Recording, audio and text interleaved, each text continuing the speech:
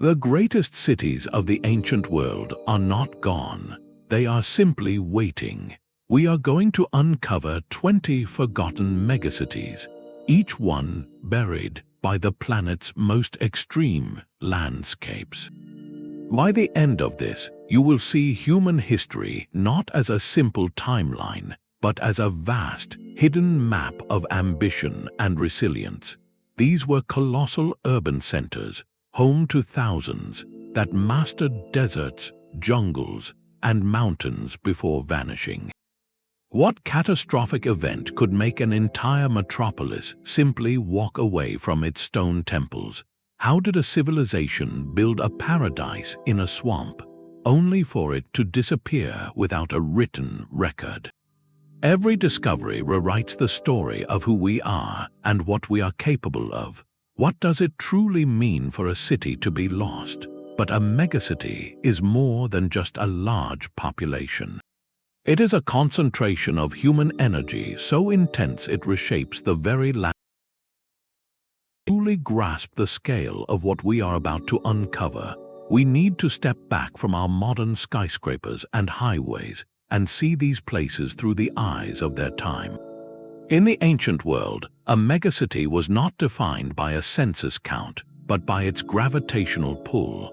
It was the undisputed center of its universe, a place where trade routes converged, where new gods were worshipped in towering temples, and where the most advanced ideas of an era were born and debated. Think of it as the beating heart of a civilization, pumping out culture, technology, and authority to every corner of its known world. Archaeologists like Dr. Monica Smith described these cities as the ultimate engines of social complexity. They were not just collections of houses, they were experiments in living together at a massive scale, where diverse groups of people, from farmers and artisans to priests and rulers, had to collaborate in extraordinary ways. Their greatest challenge was often their own environment, so the true mark of an ancient megacity was its ability to bend nature to its will. This ambition left behind very specific clues for us to find. First, look for monumental architecture.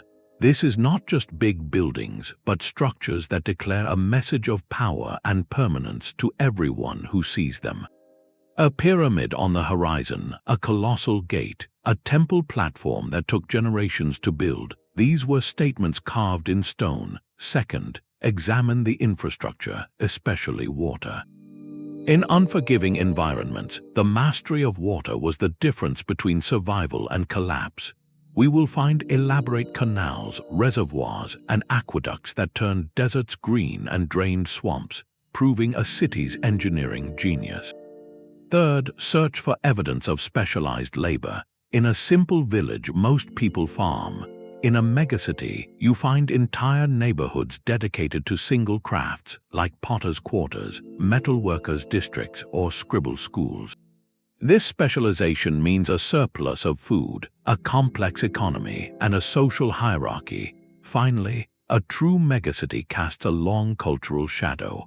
Its art styles, pottery designs, and religious symbols will be found in smaller settlements hundreds of miles away, showing its influence was not just political, but deeply cultural.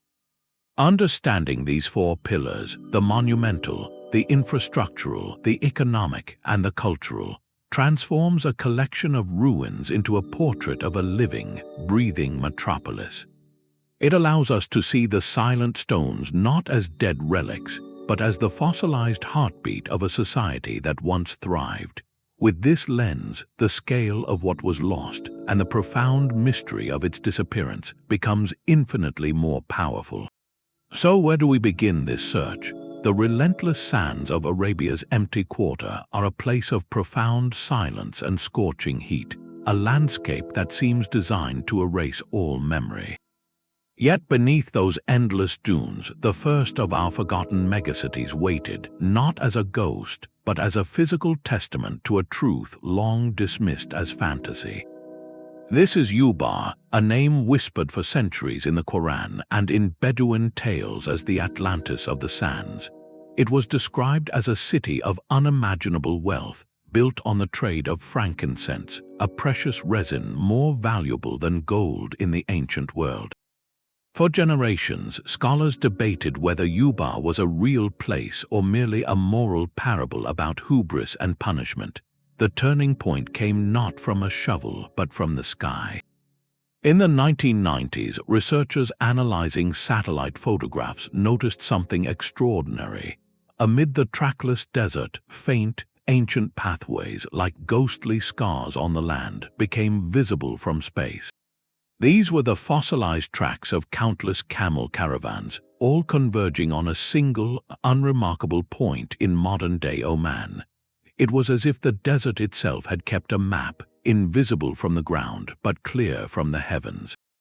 Guided by this celestial cartography, archaeologists arrived at a site called Shisar.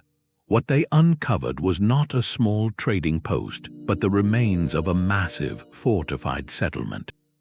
They found towering walls and the foundations of great towers, all surrounding a central fortress.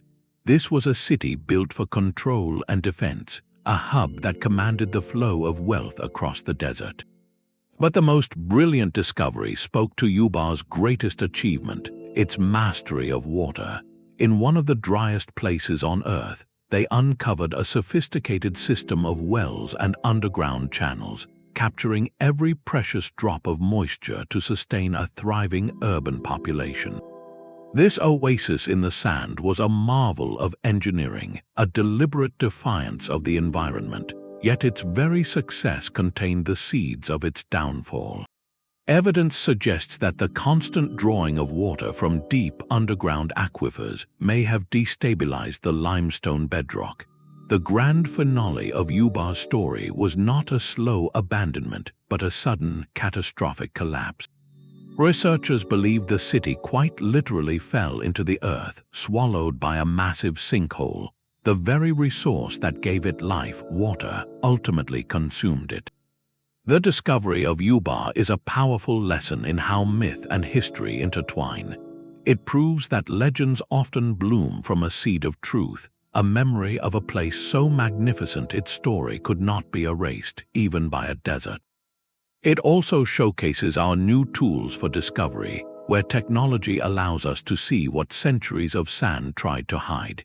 Ubar stands as a reminder that the most unforgiving landscapes were once vibrant crossroads, where the scent of frankincense hung in the air and caravans brought the world to a city that dared to build an empire on sand.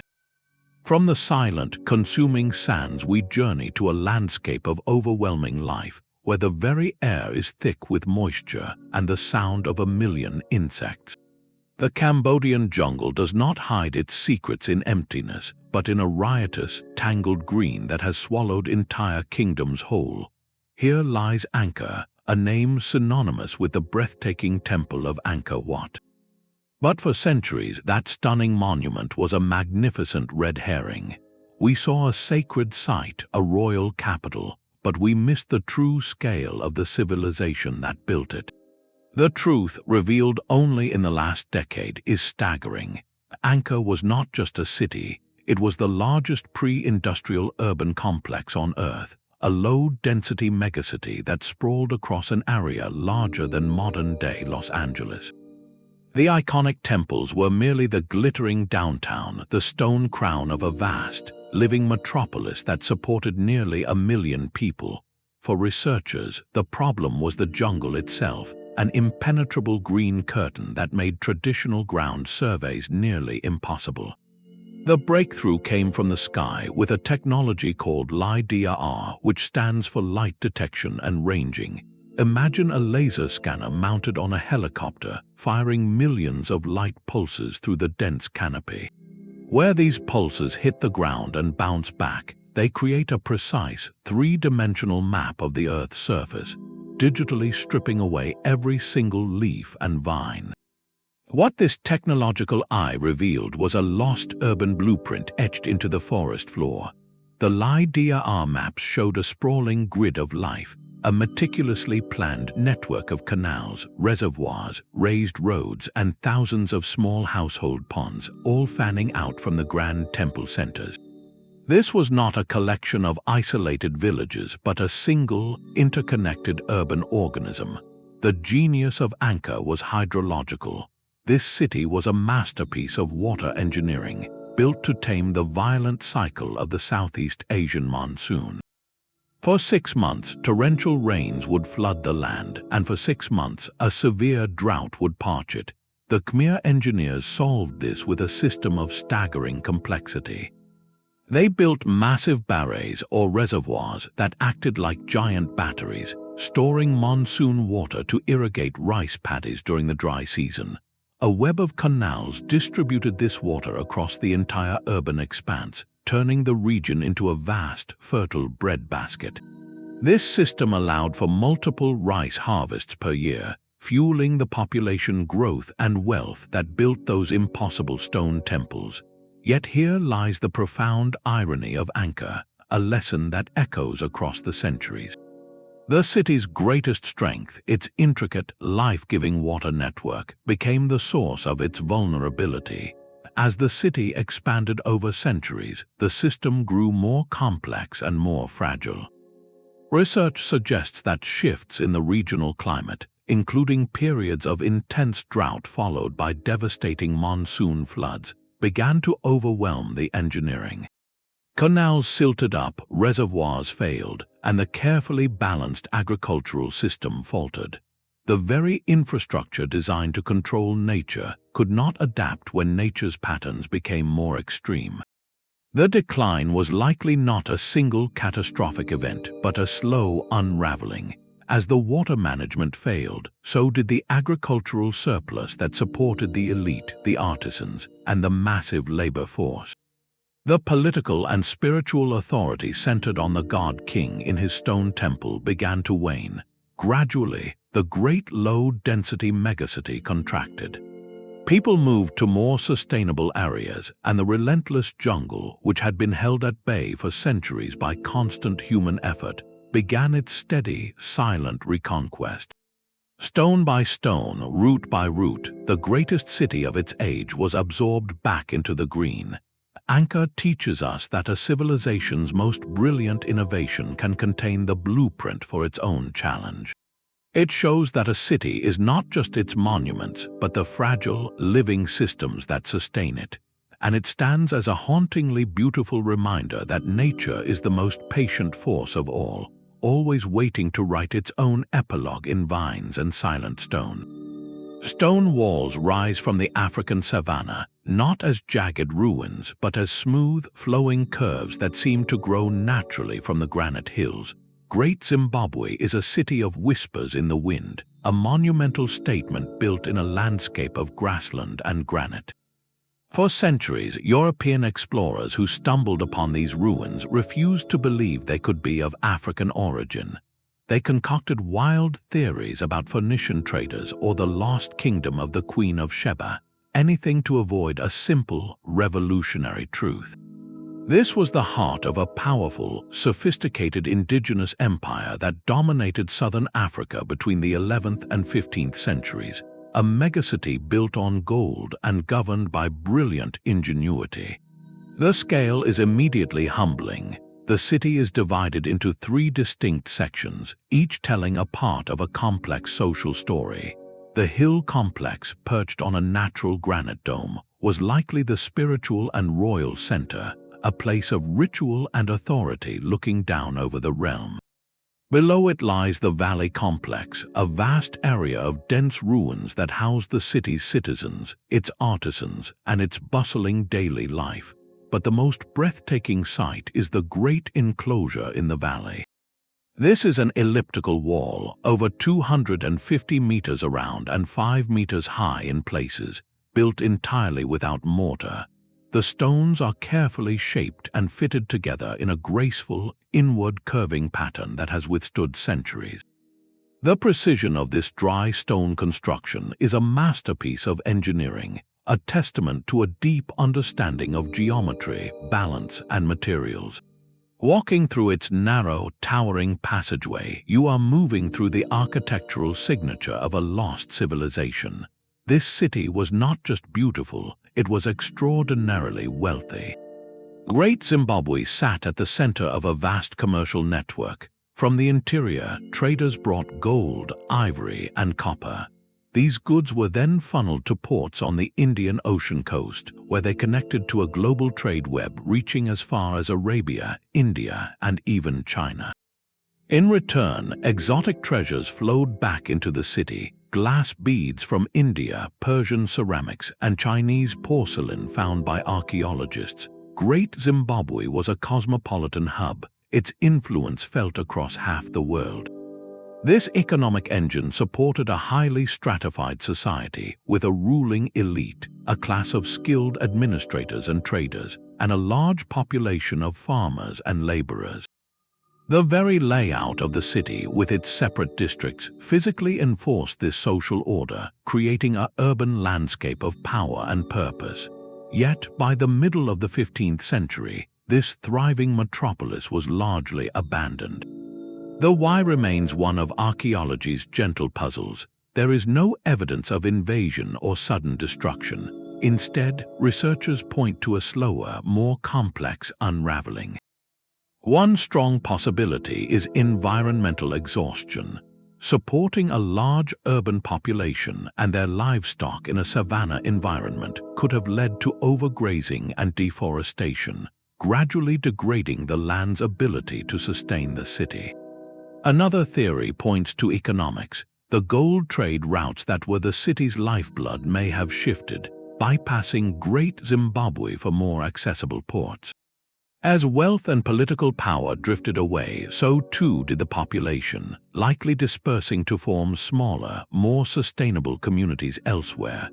The abandonment seems less like a collapse and more like a gradual migration, a strategic retreat from a center whose time had passed. The true legacy of Great Zimbabwe, however, lies not in its end but in its enduring presence. Its discovery and proper study shattered a pernicious colonial myth that Africa had no history of complex, stone-built civilizations before European contact. Here was irrefutable proof of indigenous innovation, statecraft, and architectural genius. The city's name itself comes from the Shona phrase Zimbabwe, meaning houses of stone, a proud label for a proud past. It stands as a powerful reminder that advanced urban life bloomed in every corner of the globe, adapting to its environment with unique and brilliant solutions. Great Zimbabwe is not a ruin haunted by loss, but a monument speaking quietly of achievement, a silent citadel that forever changed our understanding of a continent's history. Across the Atlantic, in the heart of what is now the American Midwest, a different kind of monument rose from the earth, not stone but soil. The city of Cahokia did not conquer a jungle or a desert, it mastered a swamp. On the vast floodplains of the Mississippi River, near modern-day St. Louis, a society engineered one of the most sophisticated urban landscapes in the ancient world. A bustling metropolis that at its peak around the year 1050 was larger than contemporary London. The most immediate clue to its scale is Monk's Mound, the largest prehistoric earthen structure north of Mexico. This colossal platform, built entirely by hand, basketful of soil by basketful of soil, rises like a flat-topped pyramid over the landscape. It was not a burial site, but almost certainly a foundation for a towering temple or a ruler's residence, a physical anchor of spiritual and political power visible for miles in every direction. But Monk's Mound was just the centerpiece. Cahokia was a meticulously planned city of over 120 such mounds, arranged around vast, open plazas that served as public gathering spaces, markets, and ceremonial grounds. These plazas were connected by wide, aligned avenues, creating a clear urban grid. Beyond this ceremonial core, neighborhoods of thatched roof houses, workshops, and community gardens sprawled for miles, home to an estimated 10 to 20,000 people. The true genius of Cahokia, however, lies beneath the surface in its relationship with water. This was not an ideal place to build a city. The Mississippi floodplain was a dynamic, often soggy environment. Yet the Cahokians transformed this challenge into an asset.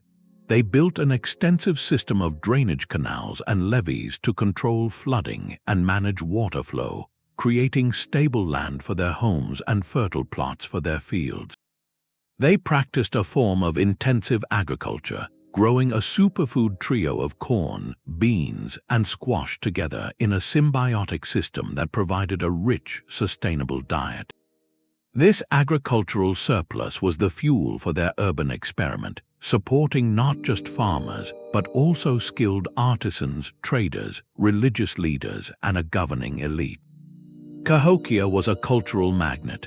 Artifacts found at the site reveal trade networks stretching from the Great Lakes to the Gulf of Mexico, bringing in copper, shells, and exotic materials. The city also hosted grand, community-wide events, evidenced by a mysterious, circular feature archaeologists call Woodhenge, a series of large wooden posts that acted as a solar calendar, marking the equinoxes and solstices to schedule planting, harvests, and major ceremonies. This was a place of profound social and spiritual cohesion, yet by the year 1350, this vibrant hub was quiet. The great plazas were empty, the mounds reclaimed by grass. The decline appears to have been gradual, a slow fading rather than a sudden catastrophe. Researchers point to several intertwined pressures that may have unraveled the social fabric. One significant factor was likely environmental strain. Centuries of intensive farming and tree clearing for construction and fuel could have depleted the local soils and resources. There is also evidence of significant flooding events in the 13th century that would have overwhelmed even their sophisticated water management, damaging crops and homes. Furthermore, studies of ancient waste areas suggest a shift in diet over time, with less variety and more reliance on corn, which could indicate food stress or social inequality. These physical hardships may have led to social unrest, a loss of faith in the ruling system that had organized this immense collective effort. People may have simply chosen to leave, dispersing back into smaller, more resilient communities across the region. Cahokia's story fundamentally reshapes our understanding of North America before European contact. It dismantles the old notion of a sparsely populated wilderness dotted with simple villages. Here was a complex, cosmopolitan, and colossal city that emerged entirely from indigenous innovation, a peer to the great urban centers of the world. Its legacy is not one of mysterious disappearance, but of a brilliant, centuries-long experiment in communal living that eventually reached its natural conclusion. The mounds still stand, silent and green, not as tombstones, but as enduring questions posed to the sky, reminding us that advanced civilization took many forms, some built not to defy the earth, but to work in concert with its rhythms. While Cahokia's mounds rose from fertile floodplains, other cities chose to hide in places humanity was never meant to stay. The Mosquisha rainforest of Honduras is a world of perpetual twilight, where the canopy is so thick it blots out the sky and the air hums with life. This is a green desert, an ocean of vegetation so impenetrable and steep that for centuries it guarded one of archaeology's most tantalizing secrets. Local legends spoke of a Ciudad Blanca, a white city, and whispered of a lost metropolis ruled by a simian deity. These stories were long dismissed as folklore, the fantasies of explorers searching for El Dorado. But in 2012, technology once again parted the green curtain. A LiDAR survey scanning from above detected the unmistakable geometric signatures of human construction beneath the unbroken jungle. The data revealed not just a few structures, but an entire urban layout, complete with plazas, terraces, and what appeared to be a pyramidal mound, all belonging to a culture that had no name in our history books. This was the place journalists would call the lost city of the monkey god. The true revelation, however, came from the bravery of a ground expedition. Scientists and archaeologists, including the writer Douglas Preston, ventured into the heart of the Mosquisha, guided by the digital map. What they found was a time capsule. They emerged into a clearing dominated by a sprawling plaza. At its center, a pyramid mound still cloaked in trees. Surrounding it were dozens of meticulously carved stone sculptures, half buried in the roots and soil. There were vessels, seats of power, and the haunting figure of a word jaguar, a mythical being that is part human, part beast. These artifacts were not in a museum. They were exactly where they had been left over 500 years ago, untouched by looters, waiting in the silent, humid air. The city was not a lonely outpost. Further LiDAR mapping of the surrounding region showed it was merely one node in a vast, interconnected network of settlements. This was a lost civilization that had terraced steep hillsides, managed water in a rain-drenched environment, and built a society across a landscape we considered uninhabitable. Their achievement forces us to reconsider the map of the ancient Americas. It underscores a profound truth that some of the most significant archaeological frontiers are not in open deserts or windswept plains, but in the planet's last unexplored jungles. These dense ecosystems do not just conceal ruins, they protect entire chapters of the human story, cultures that rose, thrived, and faded away without ever entering the written record. The Mosquisha city, silent for half a millennium, now speaks of a people who mastered a green hell and turned it into a home. Their legacy, still emerging from the roots and vines, is a powerful reminder that our planet's greatest mysteries are often hidden in plain sight, shrouded not by sand, but by the relentless living green. The Roman Empire did not just conquer landscapes, it recreated them in its own image, imposing a blueprint of order upon the chaos of the world. Nowhere is this imperial confidence more perfectly preserved than in the sun-bleached mountains of Algeria, at a place called Timgad. Founded by Emperor Trajan around the year 100, this was not a city that grew organically from a village. It was a deliberate act of creation, a planned colony built from scratch for retired Roman legionaries. These veterans were given a startling gift, a brand new home in a semi-desert environment, designed with all the comforts and civility of Rome itself. The moment you see its layout from above, the intent is breathtaking. Timgad is a perfect square, dissected by two main streets that cross at right angles in the exact center, creating a flawless grid of smaller streets and city blocks. This was the Roman ideal of urban planning, a rational, orderly matrix imposed upon an unforgiving land. Within this geometric perfection, every amenity of Roman life was provided. A grand theater carved into a hillside offered entertainment. A public library, a rare and profound luxury, housed scrolls of literature and law. Most impressive of all was the sophisticated underground sewer system, a testament to Roman engineering that carried waste away and maintained public health in a challenging climate. This was not merely a military outpost, it was a self-contained piece of Rome, a statement that civilization, with all its refinements, could flourish anywhere the empire willed it. Survival, of course, depended on mastering the one resource the landscape denied: water. The genius of Timgad is hidden in its infrastructure. Engineers built long aqueducts to channel precious water from distant mountain springs. Within the city, a network of pipes fed public fountains, baths, and most crucially, vast underground cisterns that stored water for the long dry seasons. This hydraulic system was the city's lifeline, turning a strategic colony into a genuinely thriving urban center of perhaps 15,000 people. Its location was no accident. It commanded vital North African trade routes, projecting Roman power and culture deep into the continent.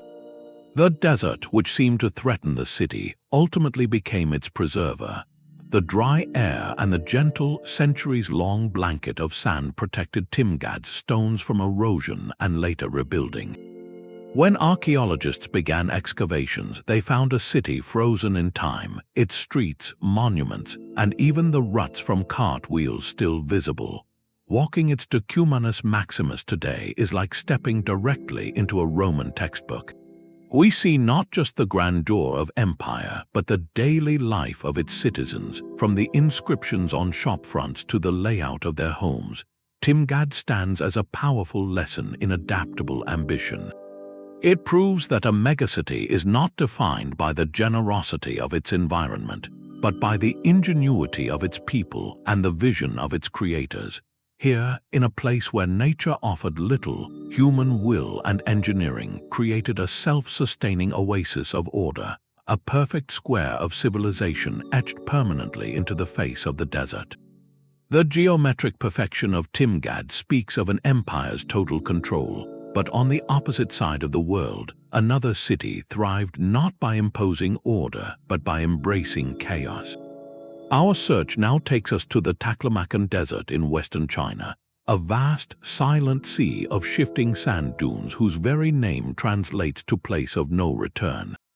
This is a landscape that actively erases memory, where winds sculpt mountains of sand that can swallow entire caravans. Yet within this most unforgiving environment, the ruins of the Nia Oasis were preserved with astonishing clarity, not just by sand, but by the desert's extreme, bone-dry air. This city was a vital bead on the necklace of the ancient Silk Road, and its story is one of cultural fusion and fragile survival. Nia was not an isolated fortress, but a vibrant, multicultural hub where the East truly met the West. For centuries, it was a crucial stopping point for merchants, pilgrims, and diplomats traveling between China, India, Persia, and the Mediterranean. The treasures unearthed there paint a vivid portrait of this global crossroads. Archaeologists found delicate wooden tablets inscribed in the lost Kharosthi script, an ancient language of administration that recorded everything from legal disputes to love letters. They uncovered elaborate tapestries and carpets woven with motifs that blended Greek, Persian, and Chinese artistic styles, a literal fabric of cultural exchange. Perhaps most striking are the textiles found at the site, brilliantly colored silks and woolens that retained their vibrant reds, blues, and yellows after nearly 2 millennia, preserved perfectly by the arid climate. These were not goods stored in a warehouse, they were the everyday clothing of Nia's people, a population that dressed in the fashions of a connected world. This rich material culture reveals a society of surprising sophistication and comfort. Remains of grand houses showed evidence of elegant furniture, including carved wooden chairs and beds, while orchards of peaches, apricots, and walnuts proved the oasis was a fertile paradise amidst the dunes. The city's lifeblood was the Nia River, which flowed from the distant Kunlun Mountains. Through ingenious irrigation canals, its water was spread across fields of grain and groves of trees, creating a self-sustaining agricultural haven that supported thousands. For a traveler emerging from the terrifying emptiness of the Taklamakan, the sight of Nia's green fields and bustling markets must have felt like a miracle. Yet this miracle was built on a geological bargain with a desert that never forgets a debt. The very environment that preserved Nia's artifacts also sealed its fate.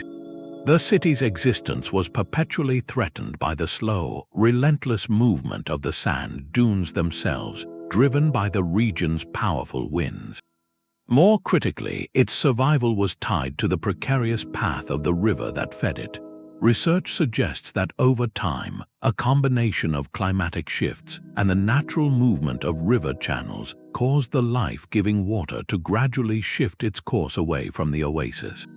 The intricate canals ran dry, the orchards withered, the sand, no longer held at bay by moisture and vegetation, began its final, steady advance. The abandonment of Nia was likely a slow, agonizing retreat rather than a single catastrophe. As the water failed, the city's economic reason for being vanished. The Silk Road caravans would have simply bypassed the dying oasis for the next viable stop. Families packed what they could and left, perhaps following the very river that had abandoned them. The splendid houses were slowly buried, the vibrant textiles left behind, and the wooden tablets fell silent. The desert, patient and absolute, reclaimed its place of no return. Nia's legacy is a profound lesson in delicate balance. It exemplifies how the greatest desert cities were not triumphs over nature, but careful partnerships with it. They were brilliant, fleeting negotiations between human need and environmental reality. The city stands as a monument to connection, a place where the world once met and mingled, and a sobering reminder that even the most vibrant crossroads cannot survive when its essential bargain with the earth is broken. In its silent, sand-swept ruins, we see the beautiful, fragile anatomy of an oasis, and the stark truth that in a desert, water is not just a resource, it is the only story that matters. Beneath the turquoise waters of the Mediterranean, where the Nile once met the sea, lies a city that vanished from both maps and memory. This is Thonis-Heracleion, the legendary gateway to Egypt, a bustling port megacity that for centuries was the mandatory first stop for every Greek ship entering the kingdom. Ancient texts spoke of its grandeur, of a temple where Cleopatra herself was inaugurated. But as centuries passed and no ruins were found on land, scholars began to dismiss it as a maritime myth. The sea, it seemed, had swallowed the story whole. The turning point came not from a historian's text, but from the persistent curiosity of an underwater archaeologist, Frank Gaudio. Working from ancient clues and modern geological surveys, his team began a systematic scan of the murky seabed in Abu Qir Bay, near Alexandria. What their sonar equipment revealed was not a scattered shipwreck or a few fallen columns, but the unmistakable grid of an entire urban landscape, lying in the silent dark over 20 feet below the surface. The first exploratory dives into that greenish gloom were encounters with the surreal. Divers emerged not with small artifacts, but with reports of colossal, shadowy forms. As the silt was carefully cleared, a sunken world materialized. They found a 16-foot-tall statue of the god Hapi, the divine personification of the Nile's abundance, lying peacefully on the seafloor as if resting. Nearby, a massive red granite statue of a Ptolemaic queen emerged, her features still regal and calm. The scale was staggering. These were monumental civic sculptures, the kind that adorned a city's most important spaces. Further excavations revealed the city's beating heart, the remains of a great temple dedicated to the god Amun-Jerb, where pharaohs came to legitimize their rule. Here, divers recovered sacred barges, ritual instruments, and most importantly, massive stone slabs called stelae, covered in perfectly preserved hieroglyphic and Greek decrees. These inscriptions were the city's legal code, its tax records, and its welcome sign, all in one, proving this was Thonis, the Egyptian name, and Heracleion, the Greek name, for the very same, very real place. For over a millennium, this port was the economic engine of cross-cultural exchange. Every Greek merchant had to dock here, declare their goods, pay a customs duty, and transfer cargo to Egyptian boats for the journey up the Nile. The harbor was a forest of masts, its warehouses bursting with grain, papyrus, gold, and exotic goods from across Africa. The discovery of delicate gold coins and finely crafted jewelry in the ruins speaks to the immense wealth that flowed through its docks. Yet this vibrant, wealthy hub now rests in a silent, aquatic museum. The question is not why it was abandoned, but how it sank. The evidence points to a perfect, slow-motion catastrophe engineered by geology itself. Heracleion was built on the unstable clay and silt of the Nile Delta. Over centuries, the weight of its massive stone buildings, combined with rising sea levels and a series of devastating earthquakes, triggered a phenomenon called soil liquefaction. In this process, the water-saturated clay beneath the city literally lost its strength, turning from a solid foundation into a liquid slurry. The city did not simply flood, it sank. tilting and sliding into the Mediterranean as the ground literally turned to soup beneath it. Buildings collapsed in place, statues toppled from their pedestals, and the entire urban fabric was submerged, preserved in a protective blanket of sediment and seawater that kept looters and the elements at bay for over 1,000 years. The discovery of Thonis-Heracleion transforms our understanding of the ancient coastline. It reveals the dynamic, often perilous relationship between human settlements and the sea. This was not a city lost to war or social collapse, but to the immense, patient forces of the planet itself. Its silent, underwater halls offer a frozen moment in time, a snapshot of a thriving multicultural port at the peak of its influence, now visited only by fish and the occasional diver. It stands as a poignant reminder that the borders between land and water are never permanent, and that sometimes the sea does not hide secrets, but keeps them perfectly, waiting for the right moment to give them back. The transition from sea to stone is a journey from fluid disappearance to monumental endurance. High in the rose-red cliffs of southern Jordan, a city was not constructed but revealed. Petra emerged from the living rock itself, a breathtaking fusion of human ambition and natural sculpture. This was the capital of the Nabateans, a nomadic Arab people who, from around the 4th century before the Common Era, performed one of history's most astonishing urban transformations.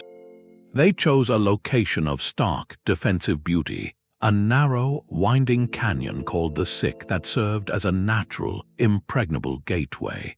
But their genius was not merely in finding a fortress. It was in creating a lush, sustainable metropolis in the heart of a desert mountain range. Petra's wealth was legendary, built on its absolute control of the ancient world's most lucrative trade routes.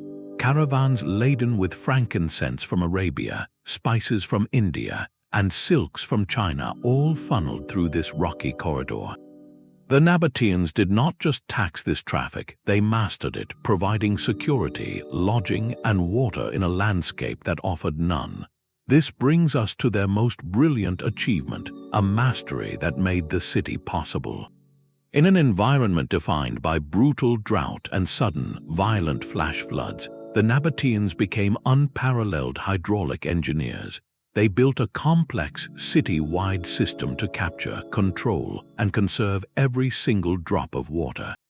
They constructed dams to divert floodwaters, carved channels along the canyon walls to guide water into the city, and excavated vast underground cisterns that could hold millions of gallons. This network turned catastrophic floods into a life-giving resource, ensuring a stable water supply for a population that may have reached 30,000 at its peak. The result was a desert capital with gardens, baths, and even a monumental swimming pool. This engineered abundance is what financed the city's iconic architecture. The famous facade known as Al-Khazne, or the Treasury, is merely the most ornate introduction. Beyond it, the canyon opens to reveal hundreds of tombs, temples, and public buildings, all carved directly into the multicolored sandstone cliffs. These were not simple caves, but elaborate classical facades with columns, pediments, and statues, demonstrating a sophisticated blend of Nabatean, Greek, and Roman styles.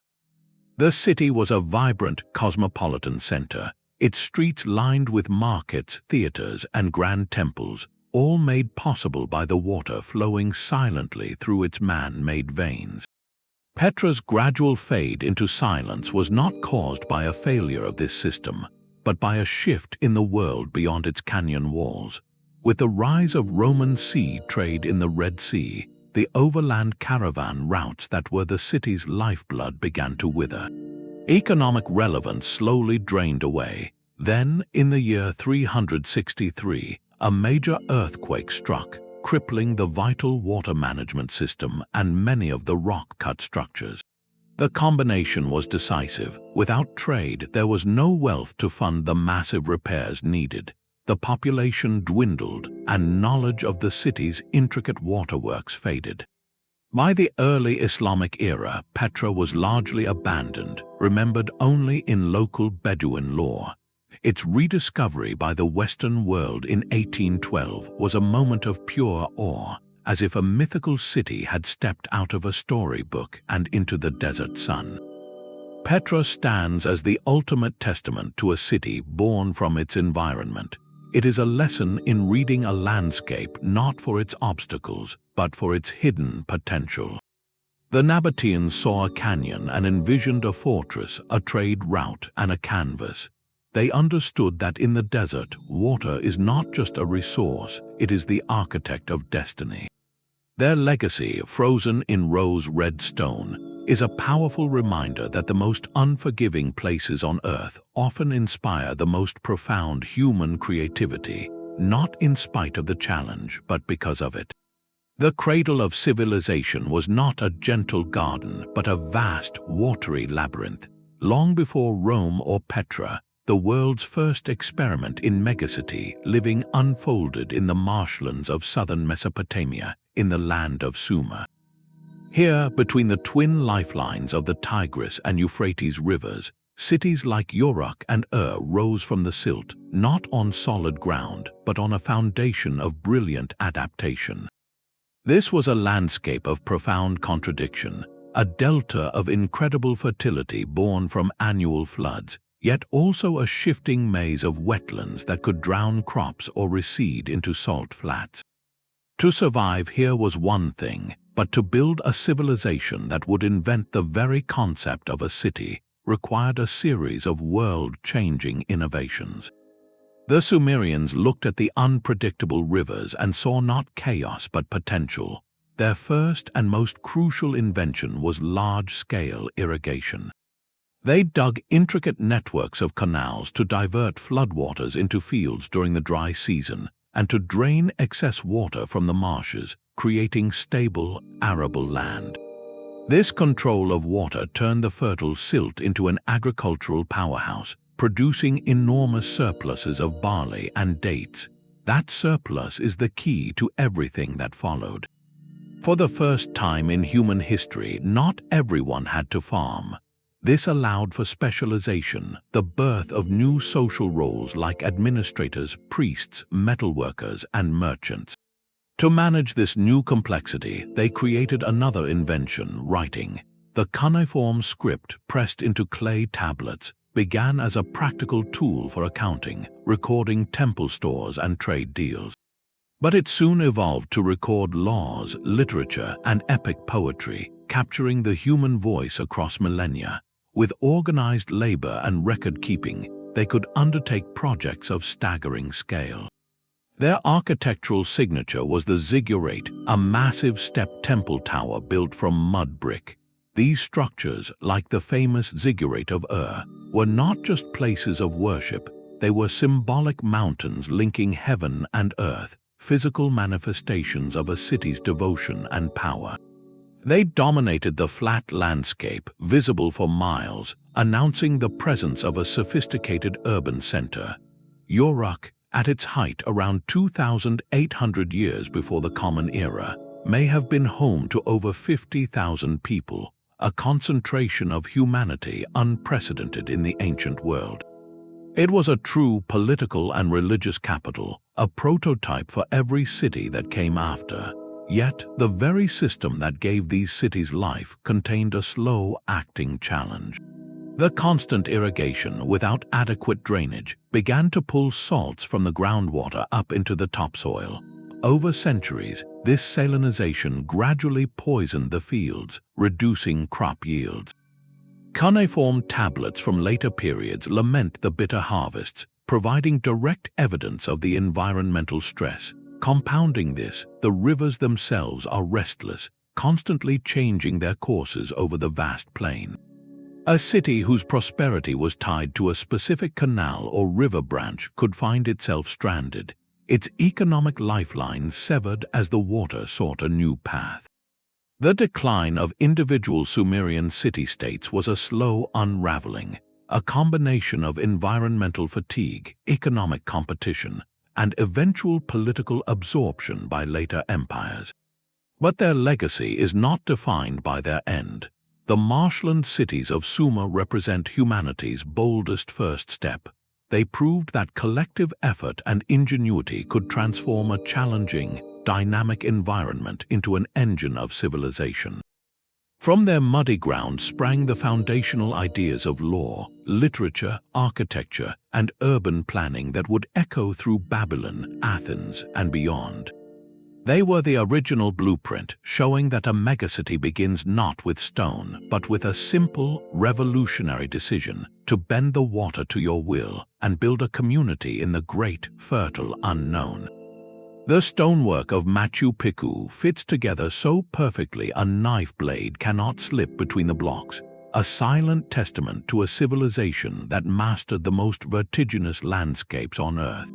Perched between soaring peaks and swirling clouds, this iconic citadel is often presented as a lonely, mystical retreat, but that romantic isolation is a modern illusion. Machu Picchu was never a solitary wonder. It was a single, brilliant cog in the vast imperial machine of the Inca Empire, and we are only now beginning to map the true scale of the world it inhabited. Recent LiDAR surveys piercing the dense canopy of the Peruvian cloud forests are revealing a staggering truth. The region is a hidden urban tapestry, a connected network of countless settlements, agricultural terraces, and administrative centers that wove the mountains into a functioning state. Machu Picchu was simply the most exquisitely preserved piece of a much larger, and until now, invisible mountain metropolis. Building a city here was an act of defiance against physics itself. The Inca confronted an environment of knife-edge ridges, relentless rainfall that could trigger catastrophic landslides, and the constant threat of earthquakes. Their response was engineering on a monumental scale. They transformed unstable, steep slopes into fertile, level farmland through the construction of vast, stone-reinforced terraces. These were not just garden beds, they were complex geological tools. Each terrace acted as a retaining wall, preventing erosion, while deep layers of gravel beneath the soil provided drainage, ensuring crops would not drown in the heavy rains. They built intricate canal systems to direct water from mountaintop springs across the entire urban landscape for both irrigation and ceremonial purposes.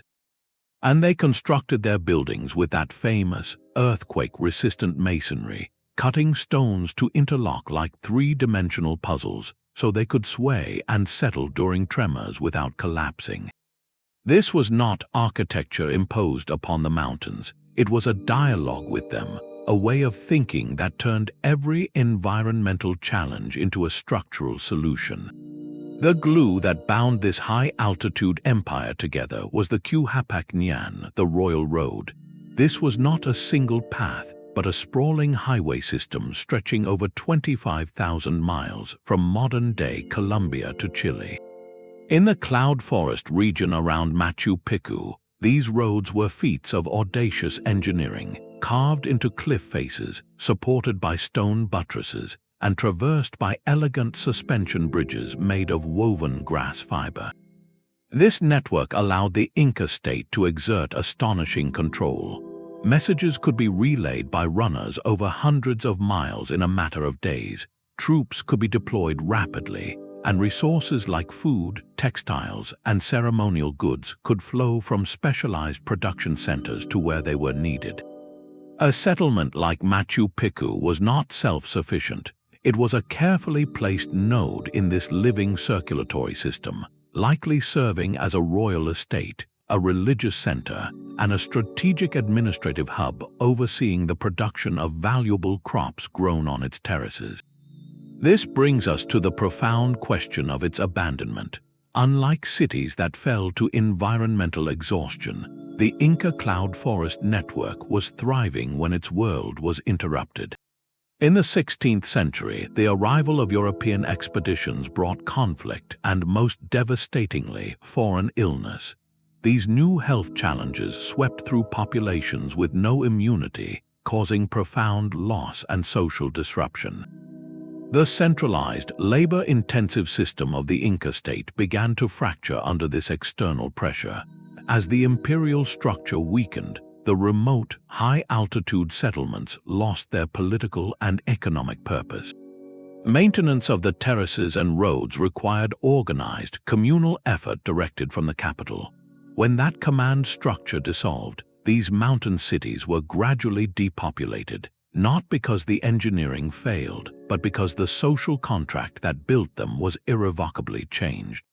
People likely moved to more accessible valleys, and the cloud forest, with its relentless growth, began its slow reclamation. Machu Picchu's enduring lesson is one of perspective. For a century, we admired a single, beautiful piece of jewelry without realizing it was attached to a magnificent, buried crown. The new digital maps from LiDAR are revealing that entire mountain ranges are not wild, untouched wilderness, but carefully managed landscapes, sculpted and inhabited on a scale we are only beginning to comprehend. What we see is truly just the tip of the iceberg, or in this case, the one peak that rises above the clouds. The silent, mist-shrouded ruins are not monuments to isolation, but to connection, whispering of a time when the highest, most forbidding places on Earth were woven together by stone roads and human will into a single, breathtaking empire in the sky. A city does not always need a skyline to be a metropolis. In the otherworldly landscape of Cappadocia, Turkey, where wind-carved stone pillars rise like fairy chimneys, an entire civilization made a radical choice. They did not build upward but downward into the soft, malleable volcanic rock known as tuff. This is Derinkuyu, the deepest underground city ever discovered, a labyrinthine refuge that redefines the very idea of urban space. While its earliest chambers may date back to the Hittites over 3,000 years ago, Derinkuyu reached its astonishing scale as a sanctuary for early Christian communities and others seeking safety from a turbulent world above. Its discovery by a local man in 1963 was almost accidental, a renovation project revealing a dark, mysterious hole that led not to a cellar but to a forgotten world. What explorers found was not a simple cave network, but a meticulously engineered, multi-level city capable of sheltering up to 20,000 people for months at a time. Descending its narrow, sloping passageways is a journey into a profound architectural vision. The city plunges over 200 feet down, with at least 18 distinct floors connected by a complex web of tunnels. Each level had a designated purpose, creating a fully functional, subterranean society. There were spacious living quarters for families, complete with niches for oil lamps and sleeping platforms carved from the rock itself. There were communal kitchens with ventilation chimneys cleverly disguised as wells on the surface. There were stables for livestock, cellars for food storage, and even dedicated rooms that functioned as wineries and olive presses. Remarkably, they carved out churches with vaulted ceilings and stone altars, places for spiritual solace deep within the earth. The true genius of Derinkuyu, however, lies in its systems, the infrastructure that made prolonged life underground not just possible but sustainable. The most critical challenge was air. Engineers carved over 50 ventilation shafts, some stretching all the way to the surface, which provided a constant, fresh flow of oxygen to even the lowest chambers. Water was supplied by a deep, protected well, tapped far below the level of potential surface poisonings. Security was paramount. The entire city could be sealed from the inside using massive, circular stone doors, each weighing up to 1,000 pounds and rolling across key passageways like millstones. These doors had a small, central hole that could be used for communication or as a last line of defense. Every corridor was intentionally narrow and low, forcing any potential intruder to proceed single file and hunched over, making them vulnerable. This was not a temporary hiding place, it was a permanent, alternative homeland. Derinkuyu represents a complete inversion of the typical urban model. Where most cities expand outward and upward to showcase power and wealth, this city turned inward for protection and preservation. Its existence speaks to periods of intense hardship when surface life was threatened by conflict or religious persecution. The community chose collective safety over sunlight, trading open plazas for communal dining halls deep in the bedrock. It challenges our romantic association of cities with towers and spires reaching for the heavens. Here, the greatest human achievement was a descent, a communal digging in, a commitment to survival so deep it literally shaped the earth. Darinkai's silent, stone corridors tell a powerful story of resilience. They show that a megacity can be a shelter as much as a statement, and that sometimes the most enduring communities are not those that dominate the horizon, but those that quietly master the world beneath their feet. The transition from hidden cities to a capital in plain sight reveals another facet of human ambition. On the rocky, arid plains of southern India, a different kind of fortress city rose, not by hiding within the landscape, but by becoming one with it. This was Vijayanagara, often called Hampi, a riverine capital that at its zenith in the 15th century was among the two largest cities in the world, a dazzling oasis of culture and commerce that drew comparisons to Rome. Its founders did not choose an easy location. They selected a searingly hot, boulder-strewn valley along the Tungabhadra River, a place where house-sized granite rocks lay scattered as if by a giant's hand. Instead of clearing these obstacles, the city's architects saw them as gifts.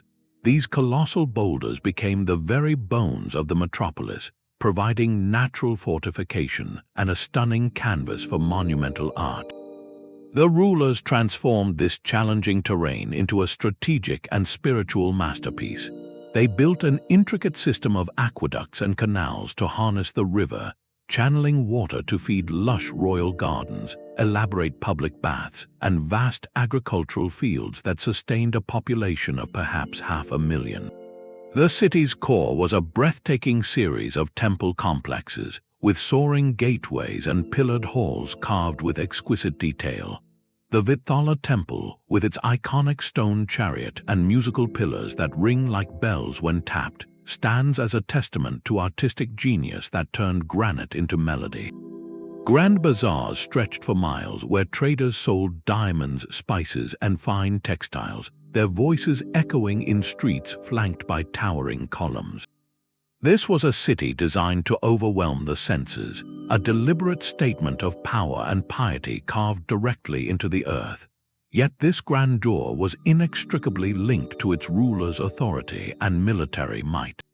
In 1565, the empire suffered a catastrophic military defeat. The victorious armies of rival sultanates marched on the capital. While the exact events are layered, the outcome was decisive. The city that had been the empire's beating heart was captured, and its magnificent structures were subjected to a period of damage and loss. The political and economic engine of the Vijayanagara state was shattered. Without the court, its administration, and the wealth it commanded, the reason for the megacity's existence evaporated. The population dispersed, seeking safety and opportunity elsewhere. The aqueducts fell silent, the markets emptied, and the great temples were left to the elements. What followed was not a sudden destruction, but a slow, majestic reclamation. Over the centuries, the very boulders that had fortified the city began to embrace it. Roots of banyan trees curled over carved pillars, and wind-blown silt settled in the grand plazas. The dramatic topography that had been harnessed for defense and inspiration now became a gentle shroud. Today, as a UNESCO World Heritage Site, Hampi presents a scene of surreal beauty. Its ruins are not merely scattered among the giant rocks, they are woven into them, creating a landscape where it is impossible to tell where nature's sculpture ends and human artistry begins. Its story is a powerful meditation on integration. Here, a civilization did not conquer its environment. It conducted a profound dialogue with it, using granite for defense, river water for life, and the very form of the land for spiritual and architectural expression. The city's end reminds us that even the most brilliantly adapted urban organisms are sustained by fragile networks of power and peace. When those networks fail, the landscape, patient and immutable, simply resumes its slow conversation with time, leaving behind a ruin that feels less like a tomb and more like a sacred, open-air gallery of what was once achieved. The air is so thin at 12,500 feet that every breath feels earned, a stark reminder of the human body's limits. Yet on this vast, wind-scoured altiplano of Bolivia, beside the immense blue mirror of Lake Titicaca, the Tiwanaku culture did not merely endure, they engineered a metropolis. Beginning around the year 500, they transformed a cold, salty plain with poor soil into the spiritual and political heart of an Andean empire, a high-altitude capital where the sky was not a barrier but a domain to be engaged. Their architectural ambition is written in stone against an impossible backdrop. The Acapona Pyramid, a massive, terraced platform that once likely held a temple at its summit, was designed to mimic the sacred mountains on the horizon. Nearby stands the iconic Gate of the Sun, a single 10-ton block of andesite intricately carved with a central deity and radiating figures, believed to be a complex solar calendar. The sheer scale of these projects poses a profound logistical mystery. The nearest andesite quarries were over 50 miles away, across rugged terrain. How did they move these multi-ton blocks without the wheel, without draft animals? The prevailing theory speaks of immense social coordination, using ropes, ramps, and rollers, a testament to a society capable of marshalling communal labor on a staggering scale for a shared spiritual vision. But stone monuments alone cannot feed a city. Tiwanaku's true genius was agricultural, a brilliant adaptation to an environment that offered only a short growing season and frequent nighttime frosts. They looked at the marshy edges of Lake Titicaca and saw potential where others saw only hardship. Their solution was raised field agriculture, known as suca colas. They dug a network of canals, piling the excavated soil into long, rectangular planting beds surrounded by water. This simple, elegant system acted as a thermal battery. The water in the canals absorbed heat from the sun during the day, radiating it back at night to protect crops from frost. The canals also provided nutrient-rich sediment for fertilizer and a habitat for fish, creating a symbiotic, highly productive ecosystem. This innovation turned the harsh altiplano into a breadbasket, supporting an urban population and fueling the empire's expansion across the central Andes. For centuries, Tiwanaku thrived as a cosmopolitan hub, its influence seen in art styles and artifacts from Peru to Chile and Argentina. Its collapse around the year 1000, however, remains a subject of careful study. There is no evidence of invasion. Instead, core samples from the lakebed and glacial ice tell a story of a prolonged, severe drought that may have lasted for decades. Even the most ingenious raised fields rely on a consistent water table. As the rains failed and the lake level dropped, the entire agricultural foundation of the state began to falter. The social contract, built on the reliable bounty provided by the elite's management of water and agriculture, would have been severely strained. Facing scarcity, the far-flung parts of the empire likely fractured, and the great ceremonial center, deprived of its tributary wealth and its reason for being, was gradually abandoned. Tiwanaku's legacy is one of profound dialogue with a demanding sky. It shows that a civilization's height is not measured in meters above sea level, but in the depth of its understanding of the local world. They did not conquer the altiplano, they learned its rhythms and crafted a partnership, building a city where the heavens felt within reach and the hard earth was taught to provide. Their silent stones and empty canals ask us a quiet question. How long can even the most brilliant partnership last when the climate itself decides to rewrite the terms of the agreement? The Gobi Desert is a lesson in extremes, where summer heat can shatter stone and winter cold freezes the very air. In this landscape of absolutes, the ruins of Karakoto rise from the sands, a haunting silhouette known as the Black City. This was no remote outpost but a fortified capital of the Timgad Empire, a vibrant hub where the Silk Road's eastern and western branches converged. Within its towering, sun-baked walls, a bustling society thrived, a testament to human ingenuity in a place that offered no quarter.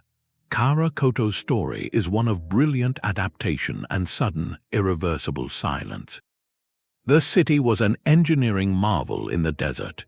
Its inhabitants mastered the art of survival, drawing water from distant sources to sustain gardens, workshops, and a population of traders, artisans, and monks.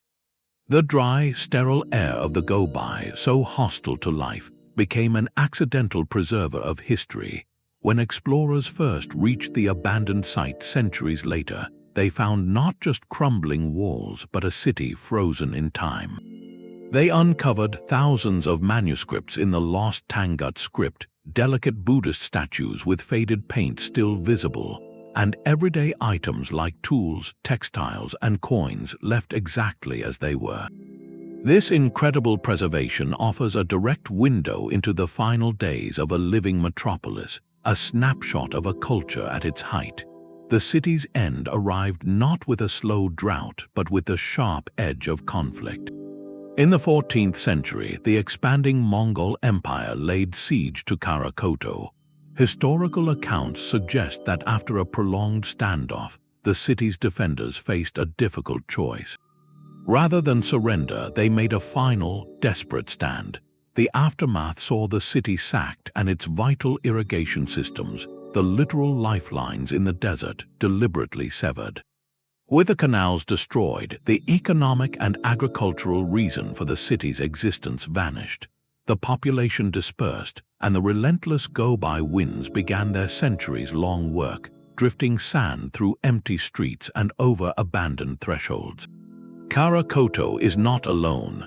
The vastness of the Gobi is now seen not as an empty wasteland, but as a potential graveyard of forgotten urban centers. Satellite imagery and ground-penetrating radar hint at other settlements, their outlines barely visible beneath the dunes, suggesting a lost network of oasis cities that once pulsed with life. These places embody the fragile bargain of desert prosperity. Their wealth was entirely borrowed, dependent on the constant flow of caravans along the Silk Road and the precise, careful management of a few precious water sources. They were islands of abundance in a sea of sand, but islands can be cut off. When the trade routes shifted due to political change or the water failed, whether by human hands or climatic shift, the contract was broken. The cities did not slowly decay, they were swiftly reclaimed. The sand did not bury them as an act of violence, but as a natural consequence of absence, a gentle, final blanket over a chapter that had closed. To stand at Karakoto today is to feel that profound transience. The wind whispers through gaps in the walls where merchants once bargained, and sand carpets the floors of temples where prayers were chanted. It is a powerful reminder that in the desert, civilization is a temporary guest, a brilliant, fleeting pattern drawn on a canvas that is always, patiently, waiting to be smoothed blank again. The ash fell like warm, gray snow, a soft and deadly blanket that settled over a city in the midst of its day. While our journey has focused on cities lost to slow environmental change, the story of Pompeii and Herculaneum confronts us with a different kind of unforgiving force, one that is sudden, absolute, and terrifyingly complete. The eruption of Mount Vesuvius in the year 79 was not a slow encroachment of sand or jungle, but an instant urban fossilization, a catastrophe that paradoxically gave us the most intimate portrait of Roman life ever found. These were not small towns, but thriving coastal hubs, megacities of their region, frozen at the peak of their vibrancy by an event of unimaginable scale. The common image is of ash, but the true preserving agent was something far more powerful: a pyroclastic surge, a superheated wave of gas and volcanic matter that raced down the mountain at incredible speed. This is what sealed the fate of Herculaneum, and it is what created the eerie, perfect casts of Pompeii's residents, capturing their final moments in heartbreaking detail. The aftermath was a perfect, awful silence, and a preservation so complete it feels like stepping through a door in time. We know the names of people who lived here, not from history books, but from election slogans painted on their walls. We can walk into a bakery and see carbonized loaves of bread still in the oven, abandoned in the frantic rush to escape.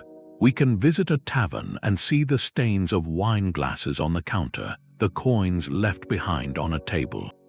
The vibrant frescoes in wealthy villas depict myths and landscapes with colors so bright they seem painted yesterday, while more humble graffiti scratches messages of love, insults, and advertisements into the plaster. This is not an archaeological site of foundations and fragments. It is a full sensory experience of an ancient metropolis. You can hear the echo of your own footsteps on the original stone-paved streets, grooved by centuries of cartwheels. You can look up at the stepping stones that allowed citizens to cross those streets during rains, and peer into the small shops that lined every block. The level of ordinary, daily detail is what makes Pompeii and Herculaneum such a profound gift to understanding. They show us not just how the Romans built, but how they lived, loved, argued, and went about their business on a Tuesday morning. This preservation forces us to confront a difficult duality. The same event that caused profound loss also created an unparalleled historical record. The volcanic ash acted as a hermetic seal, protecting organic materials like wood, fabric, and food from decay for nearly 2,000 years. In Herculaneum, the intense heat carbonized and preserved entire libraries of papyrus scrolls, their contents now being slowly revealed by advanced imaging technology. The disaster was an ending, but for archaeology, it was a beginning, a chance to study a complete urban ecosystem interrupted mid-stride. It reminds us that the environments we build in are not static backdrops, but active, sometimes volatile participants in our story. A fertile slope like that of Vesuvius offers rich soil and a beautiful view, but it also sits atop a sleeping force. The cities of the bay were built in a landscape of immense beauty and immense danger, a gamble that lasted for generations until the mountain awoke. The legacy of these cities, therefore, is layered. They are a memorial, first and foremost, a place of deep reflection on the fragility of life in the face of natural power. But they are also a vibrant classroom. They challenge the slow-motion narratives of abandonment we have seen elsewhere. Here, change was not gradual, but instantaneous, a brutal punctuation mark in the story of a culture. This completeness allows us to correct our assumptions, to see the Roman world not as a collection of marble monuments and emperors, but as a living, breathing, sometimes messy society of everyday people. The ash preserved their final chapter, but in doing so, it saved their entire story from the slower erasure of time, giving us a chance to meet them not as distant historical figures, but as neighbors frozen in a moment we can almost touch. It is a tragic, breathtaking reminder that sometimes the very force that destroys a world is the only thing powerful enough to save it for the future. The volcanic ash of Pompeii preserved a moment, but the stones of Nan Madol guard a different kind of silence, one born not from sudden cataclysm, but from profound isolation. Off the coast of Pompeii in Micronesia, a city rises from a shallow lagoon, a place where the line between human creation and the living reef is impossibly blurred. This is Nan Madol, a Venice of the Pacific built not on mud, but on a foundation of sheer will. To see it from the air is to witness a geometric dream floating on turquoise water, a network of over 100 artificial islets, each one a platform constructed from countless basalt logs painstakingly laid like lumber across the coral. These stones are the city's bones, and their story is the first great mystery. The basalt columns, some weighing 50 tons, were quarried from the other side of the island, then transported across miles of open ocean and dense mangrove swamp to this specific lagoon. How did the builders, without metal tools or pulleys, achieve this? The prevailing theory speaks of rafts and communal spirit, of an entire society mobilized for a single, staggering vision. They didn't just build a city, they built the very ground it stood upon, log by log, in the middle of the sea. This engineered archipelago served as the exclusive ceremonial and political capital of the Sodalor dynasty, a place of immense spiritual power. The largest islet, Nandowas, holds a massive walled tomb complex, suggesting this was a sacred necropolis for the ruling elite. Other islets housed priests, administrators, and the rituals that legitimized a dynasty whose name itself means Lords of Delor, implying a connection to a distant, perhaps mythical homeland. The entire layout, with its canals serving as watery streets, created a physical separation between the ruling class and the common people who lived on the main island, a moat of water enforcing a moat of social hierarchy. The city's remote, aquatic setting was its greatest source of power and its ultimate vulnerability. It was a fortress accessible only by boat, easily defended and shrouded in an aura of the divine. Yet this isolation meant its survival was tethered to a fragile supply chain, dependent on the main island for food and resources. Historical tradition suggests that this dependency, combined with the increasing demands and perceived tyranny of the Sodalor rulers, eventually led to societal upheaval. The dynasty was overthrown, and with the collapse of the centralized authority that built and maintained it, the reason for Nan Madol's existence evaporated. The canals that were once avenues of power became stagnant backwaters. The grand ceremonial plazas, once bustling with ritual activity, fell silent. Without constant maintenance, the relentless tropical environment began its reclamation. Mangrove roots pried apart the precise stonework, and storm surges gradually shifted the colossal logs. The city did not burn or fall to an invader. It was simply walked away from, left to negotiate its own slow dissolution with the sea that bore it. Nan Madol stands as a breathtaking contradiction, a monument to both dazzling ambition and inevitable entropy. It proves that the drive to create a megacity knows no geographical bounds, that even on the most remote island, human beings will envision a capital that defies the very elements. Its silent, waterlogged courtyards ask us a haunting question. What does it mean to build a kingdom on a reef? And what remains when the will to hold back the water finally, peacefully, ebbs away? The desert has a way of turning isolation into opportunity, and no city understood this better than Palmyra. In the heart of the Syrian desert, far from any coast or major river, this oasis became one of the ancient world's most dazzling and improbable metropolises. Its location was not an accident of geography, but a deliberate calculation. Palmyra sat directly on the seam between two colossal empires, Rome to the west and Parthian Persia to the east. For the caravans laden with silks, spices, and incense, crossing that harsh, empty expanse was a perilous undertaking. Palmyra offered the only reliable source of water, security, and rest for hundreds of miles in any direction. The city did not just provide a service, it established a monopoly, becoming the indispensable middleman in the most lucrative trade network on Earth. The wealth that flowed from this strategic choke point was staggering, and the Pomerans invested it not in fleeting luxury, but in stone, crafting a city that seemed to defy the very logic of the desert around it. Walking down the Grand Colonnade, even today, is an experience that challenges the senses. For nearly a kilometer, towering columns line the broad avenue, each one capped with a decorative bracket that once held statues of the city's most prominent merchants and officials. This was a boulevard of self-made royalty, a physical ledger of commercial success.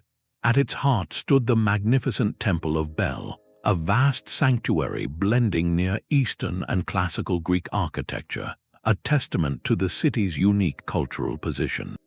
Beyond the city walls, the Valley of the Tombs held tower-like monuments and underground chambers adorned with vivid frescoes, celebrating a society that believed its prosperity would echo into the afterlife. Palmyra's genius was not merely economic, it was diplomatic. To thrive between two superpowers, the city mastered a delicate dance of autonomy and allegiance.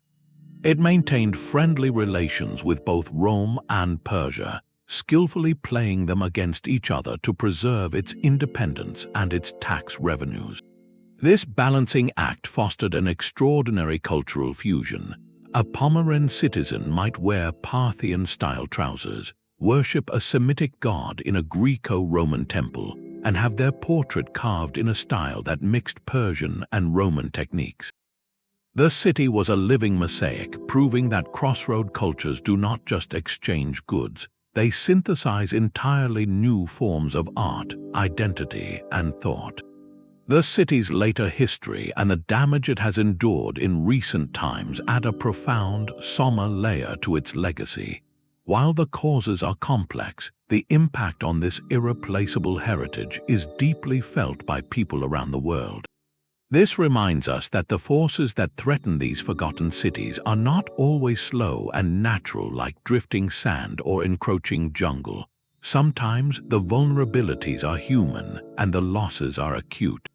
Yet, even in its altered state, Palmyra's stones continue to tell their essential story. They speak of a society that looked at a barren horizon and saw not a barrier but a bridge. They testify to the power of commerce and cultural exchange to create beauty in the most unexpected places. The city stands resilient in memory as the ultimate desert paradox, a jewel meticulously placed in the wilderness, whose light was born from its connection to everywhere else. Its enduring lesson is that in a vast, empty space, the greatest power lies not in hoarding resources, but in becoming the indispensable link between worlds. The Indus River did not just provide water, it demanded a response. In the vast floodplains of what is now Pakistan, a civilization answered with a city of astonishing order, a place so meticulously planned it feels modern even to our eyes.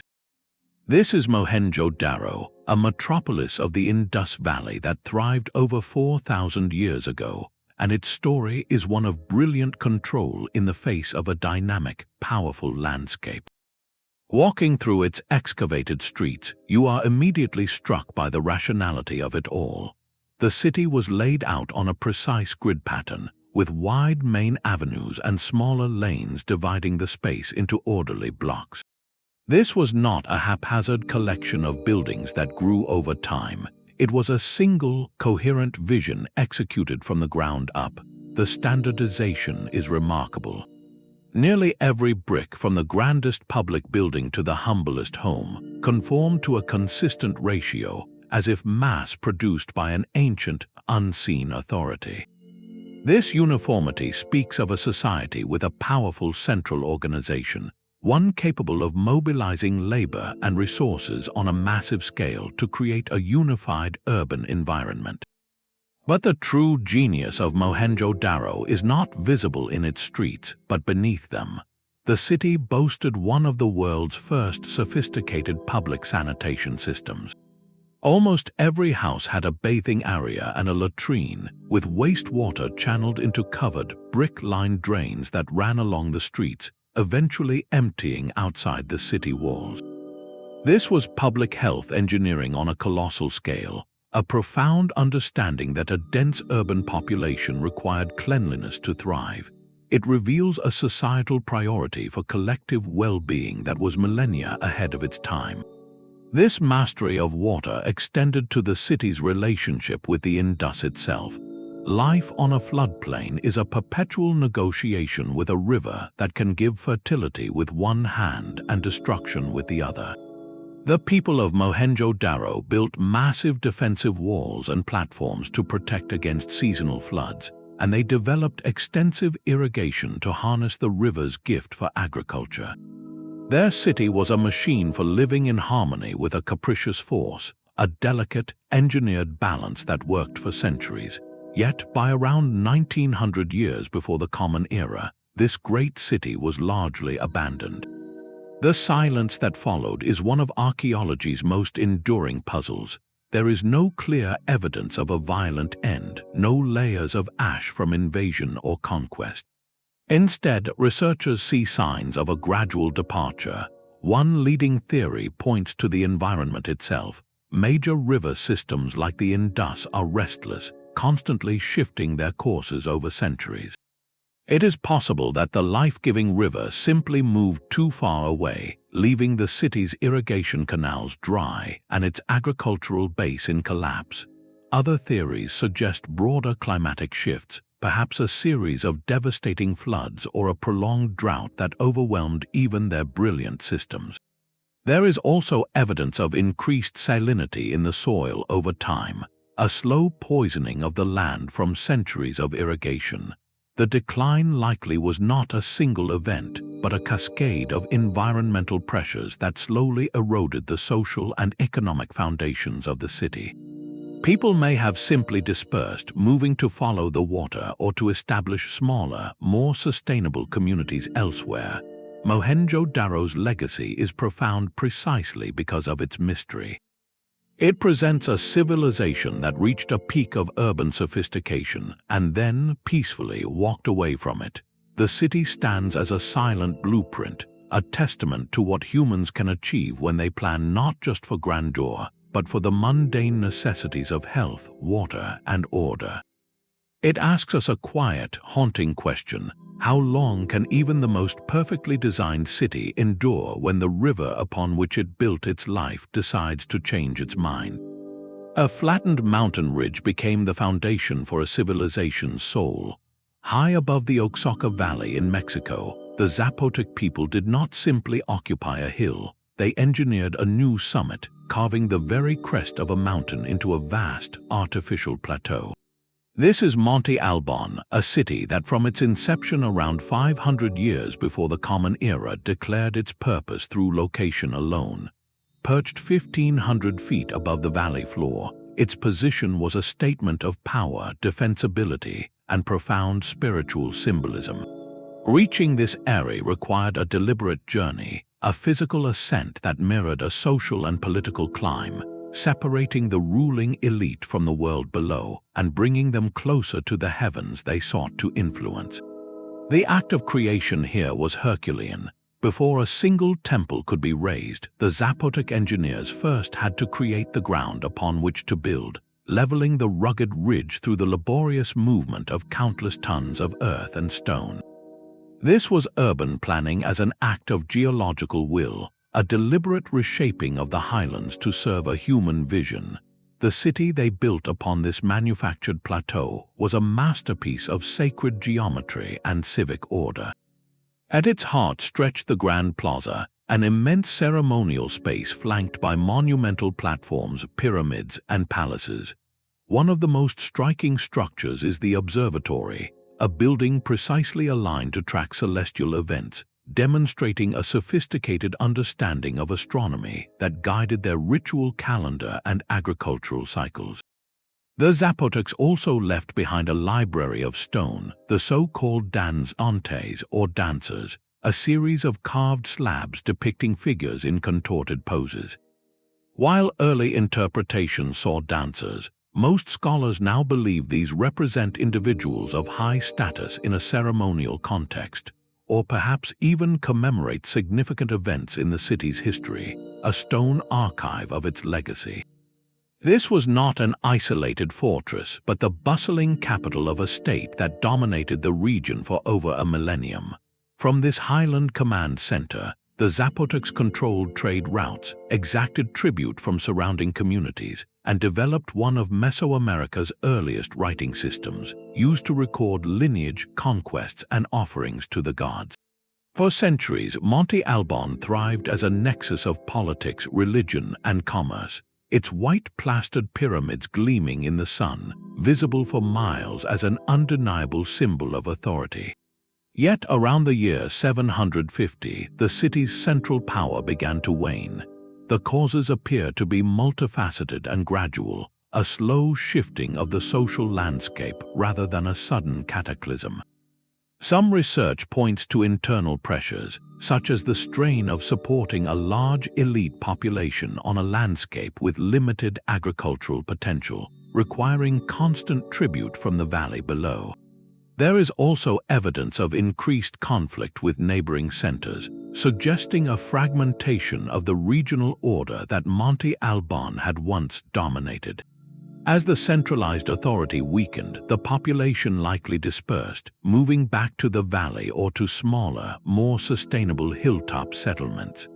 The great capital was not violently destroyed but thoughtfully depopulated, its grand plazas slowly emptying over generations. Importantly, the site never lost its sacred significance. Later peoples, including the Mixtecs, continued to use it as a revered burial ground and a place of pilgrimage, layering new history onto the old stones. Monte Alban's enduring lesson is about the power of perspective. The Zapotecs understood that a city is more than a collection of buildings, it is a symbol etched into the horizon. By choosing the mountaintop, they created a sacred axis mundi, a point where earth met sky, and where human rulers could mediate between the two. Their urban planning was an act of theater on a colossal scale, with the valley as their audience.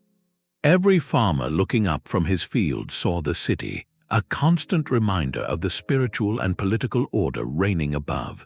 This visual dominance was a form of soft power as potent as any army.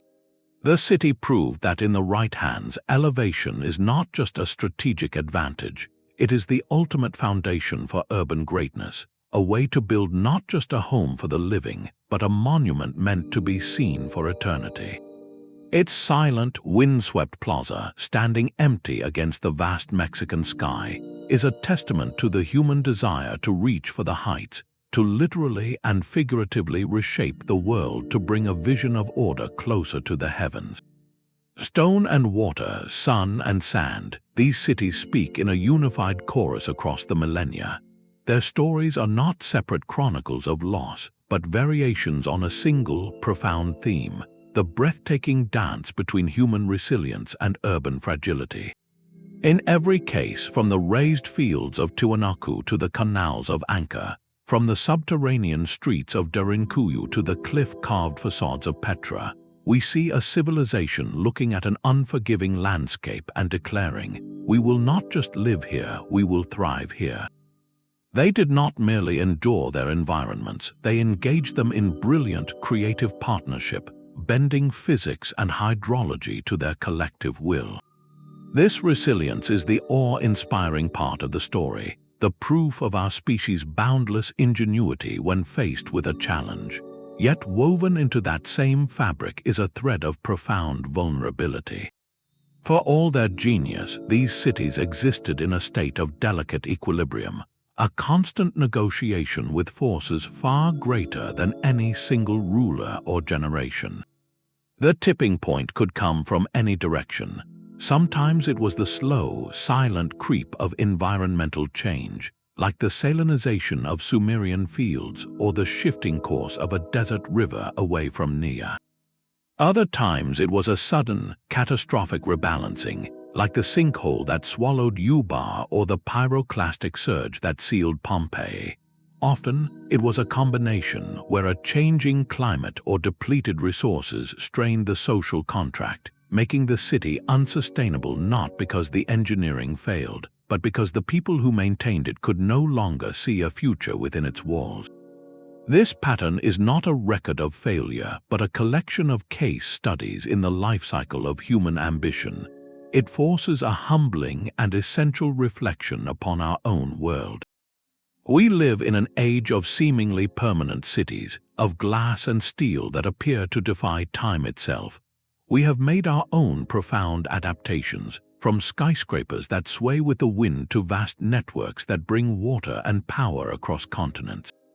But what unseen vulnerabilities are we weaving into this modern fabric? Are we, like the Cahokians or the Khmer, building systems of such complexity that they become fragile? Are we drawing down aquifers like the citizens of Ubar, or building on unstable ground like the founders of Heracleion, without fully accounting for the long-term consequences? The lessons from the sand, jungle, and stone are not ancient history. They are an urgent, ongoing conversation.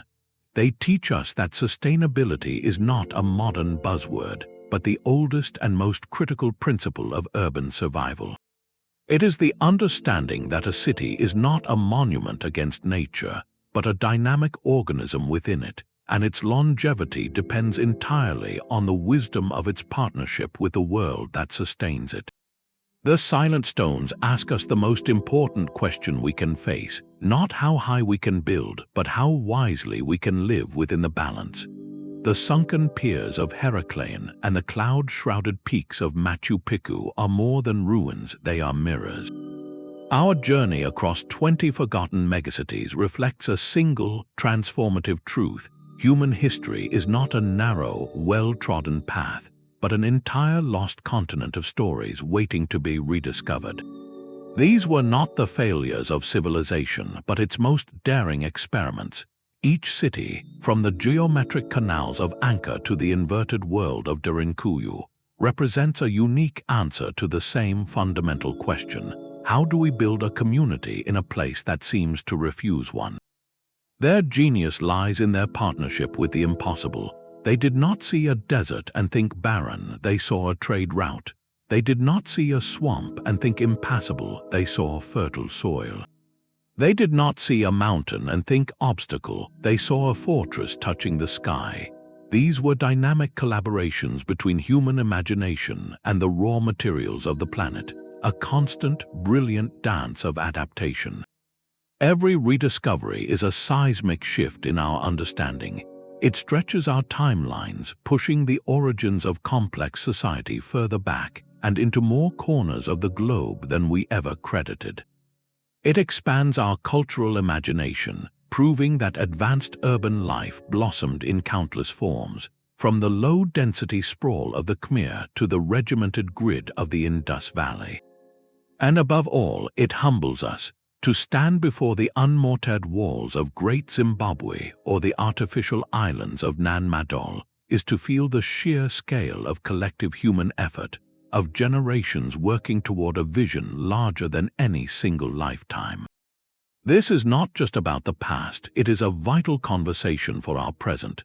As we navigate our own era of environmental change, these ancient stories speak with urgent clarity.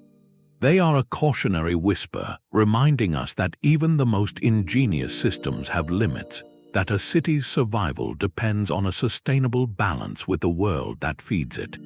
The salinized fields of Suma and the diverted rivers of the Gobi teach us that prosperity borrowed from the earth must be carefully repaid, yet they are also a roaring inspiration.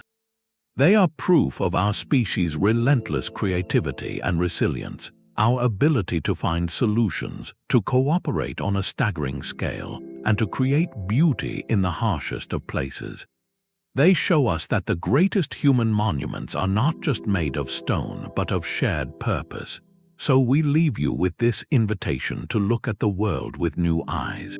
The next time you see a dense jungle, a windswept desert, or a silent mountain range, remember, it may not be empty.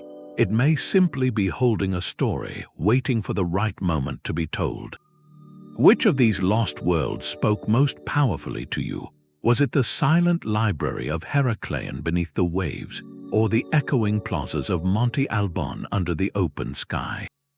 Share your thoughts below, and if you want to join us as we continue to uncover the hidden chapters of our shared story, be sure to subscribe.